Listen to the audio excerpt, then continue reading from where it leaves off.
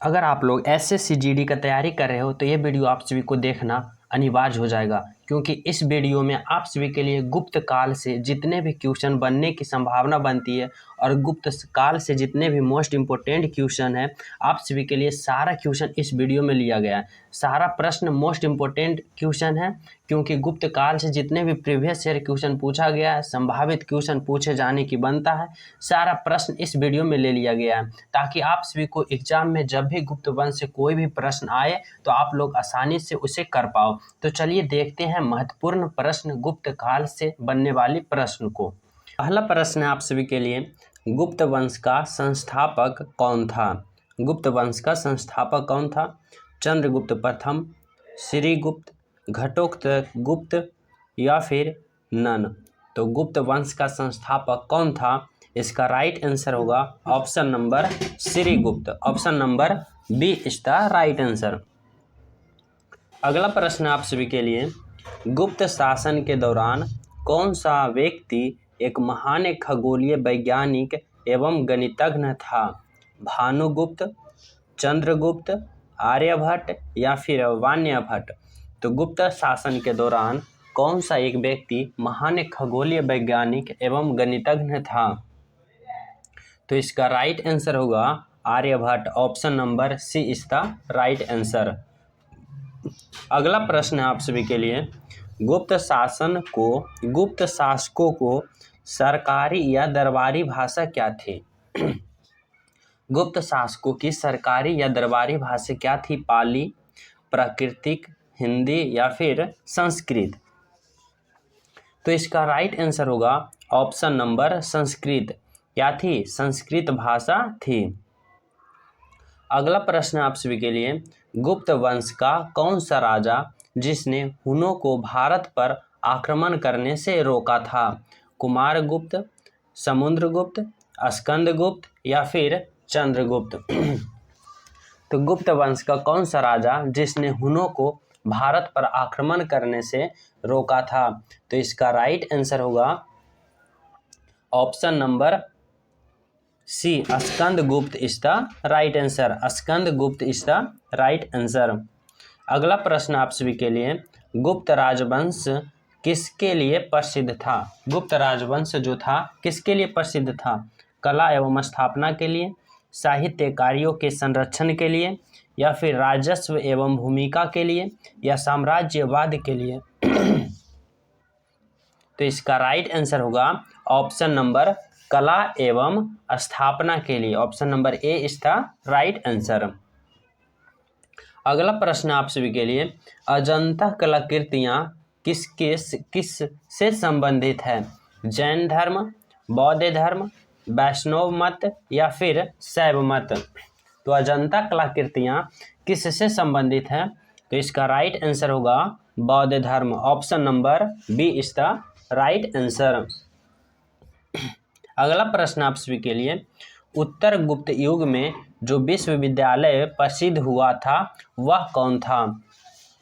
उत्तर गुप्त युग में जो विश्वविद्यालय प्रसिद्ध हुआ था वह था कांची, तक्षशिला, नालंदा या फिर वल्लभी? तो इसका राइट आंसर होगा option number Nalanda is the right answer. अगला प्रश्न है आप सभी के लिए, एरन अभिलेख का संबंध किस शासक से है? एरन अभिलेख का संबंध किस शासक से है?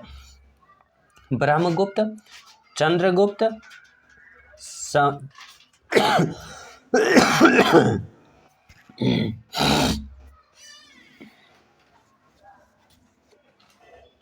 ब्रह्मगुप्त, चंद्रगुप्त या फिर चंद्रगुप्त द्वितीय या फिर भानुगुप्त? तो एरन अभिलेख का संबंध किस शासक से है? राइट आंसर होगा Bhanugupta. Option number D is the right answer. अगर अभी तक जो न्यू स्टूडेंट हो, चैनल पे पहली बार हो, चैनल सब्सक्राइब करके बेल आइकन दबा देना, वीडियो को लाइक करना, ताकि आप सभी के पास जल्द से जल्द वीडियो पहुंचे और आप सभी को अच्छी तरीक़ा से तैयारी हो सके। अगला प्रश्न आप सभी के लिए, फाहियान किसके शासनकाल में भारत आया था? फाहियान जो था किसके शासनकाल में भारत आया था?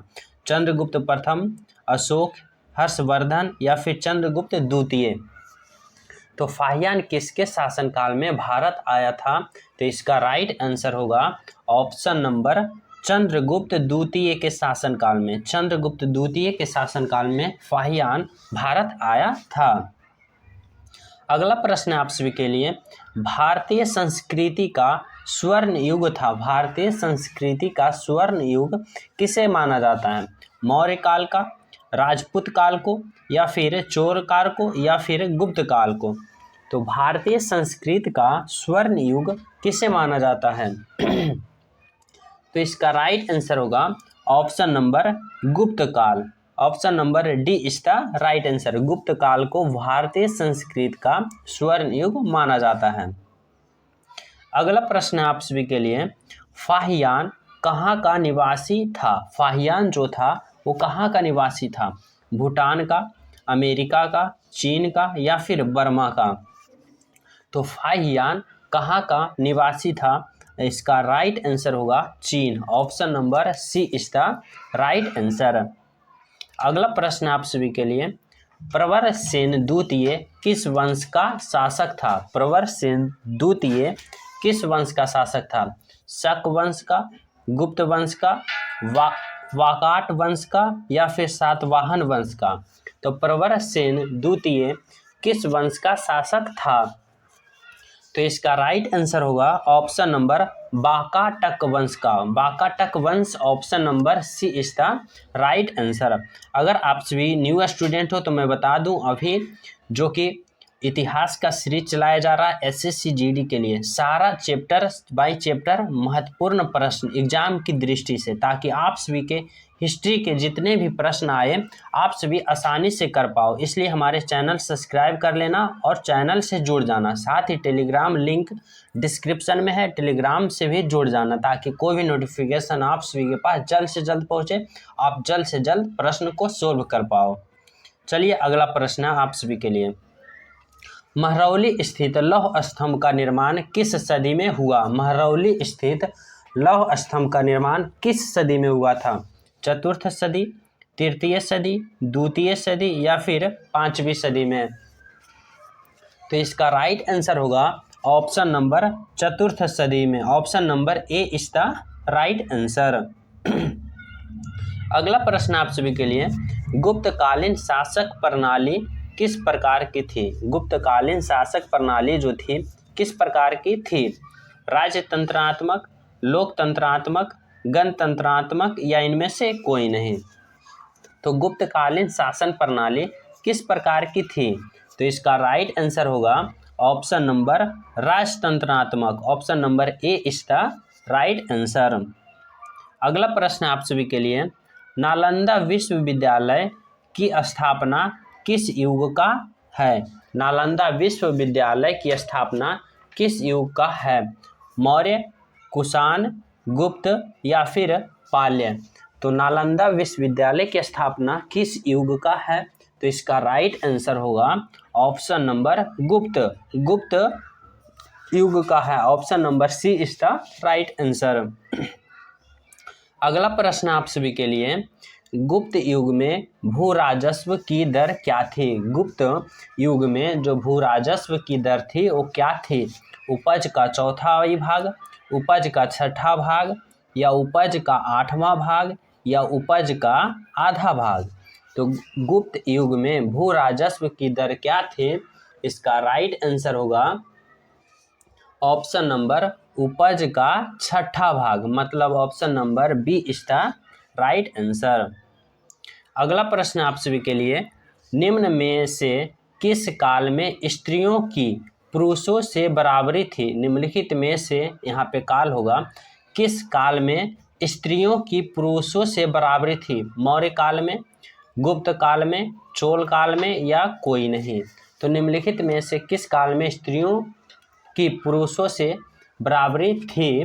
तो इसका राइट आंसर होगा ऑप्शन नंबर गुप्त काल में। Option number A is the right answer. अगला प्रश्न आप सभी के लिए, कौन सा राजवंश होने के आक्रमण से अत्यंत विचलित हुआ था?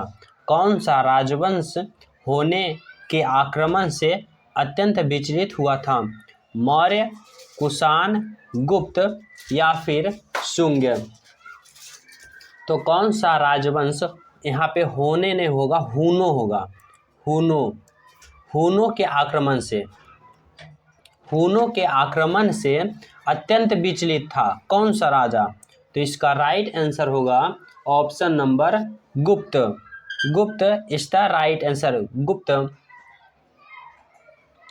अगला प्रश्न आप सभी के लिए, निम्नलिखित में से कौन सा नाटक कालिदास ने नहीं लिखा था? निम्नलिखित में से कौन सा नाटक कालिदास ने नहीं लिखा था? अभिज्ञान शकुंतलम या फिर विक्रमोत्सर्म या फिर जानकी हिरण या फिर मालविकाग्नि मित्र? तो निम्नलिखित में से कौन सा नाटक कालिदास ने नहीं लिखा था? तो इसका राइट आंसर होगा option number Janaki Haran, option number C is the right answer. अगला प्रश्न आप सभी के लिए, अजंता गुफाओं की जैसी गुफाएं मध्य प्रदेश में कहाँ है? अजंता गुफाओं की जैसी गुफाएं मध्य प्रदेश में कहाँ है? उदयगिरी, मांडू, धार या कोई नहीं? तो अजंता गुफा की जैसी गुफाएं मध्य प्रदेश में कहाँ है? तो इसका राइट आंसर होगा option number C, Dhar is the right answer, जिसे हम बाघ कहते हैं। अगला प्रश्न आप सभी के लिए, गुप्त वंश ने कब तक शासन किया था? गुप्त वंश का शासन कब से कब तक था? 319 से 500 ईस्वी, 319 से 324 ईस्वी, 325 से 375 ईस्वी, 566 से 597 ईस्वी? तो गुप्त वंश ने कब तक शासन किया था? तो इसका राइट आंसर होगा 319 से 500 ईस्वी तक गुप्त वंश का शासन चला था। अगला प्रश्न आप सभी के लिए, बाल विवाह प्रथा आरंभ हुई थी किस काल में? बाल विवाह प्रथा आरंभ हुई थी मौर्य काल में, कुषाण काल में, गुप्त काल में या हर्षवर्धन काल में? तो बाल विवाह प्रथा आरंभ हुई थी कब? तो इसका राइट आंसर होगा गुप्त काल में। गुप्त काल में ही बाल विवाह प्रथा आरंभ हुई थी। अगला प्रश्न आप सभी के लिए, सोना का सर्वाधिक सिक्का किस काल में जारी किए गए? सोनी यहाँ नहीं होगा, सोना होगा, टाइपर मिस्टेक है। सोना का सर्वाधिक सिक्के किस काल में जारी किए गए? मौर्य काल में, कुषाण काल में, गुप्त काल में या हर्षवर्धन काल में? तो सोना का सर्वाधिक सिक्का किस काल में जारी किया गया था? तो इसका राइट आंसर होगा ऑप्शन नंबर गुप्त काल, option number C is the right answer. अगला प्रश्न आप सभी के लिए, किस गुप्त शासक को नालंदा विश्वविद्यालय का संस्थापक माना जाता है? किस गुप्त शासक को नालंदा विश्वविद्यालय का संस्थापक माना जाता है? कुमार गुप्त प्रथम, स्कंदगुप्त, चंद्रगुप्त प्रथम या फिर समुद्रगुप्त? तो किस गुप्त शासक को नालंदा विश्वविद्यालय का संस्थापक माना जाता है?